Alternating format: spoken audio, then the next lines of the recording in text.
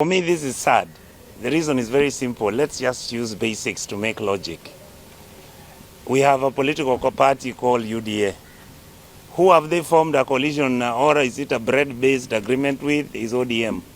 Which legal framework have they used?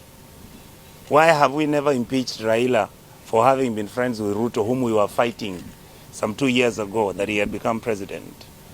I mean, we just need to grow up. What we are saying is Gloria Orwoba is a victim of circumstances who's being punished for expressing her democratic right. Gloria is basically Fred Matiang'i's person that they have worked with before when he was in Jubilee, when he was working for President Uhuru. So when Matiang'i came back and she's coming there escorting him, Matiang'i hasn't even said he belongs to a certain party. He has not said he's going to Jubilee or UPA or UDA or whatever, whichever. But the reality is that for the president and his team to pick this innocent lady, and as Mheshimiwa Mshomba has said, somebody who has meticulously picked a single issue in the Republic of Kenya, which was considered taboo, and she has individually presented this and it's become a national matter. Then she's the one you are removing from office simply because you don't like who her friends are.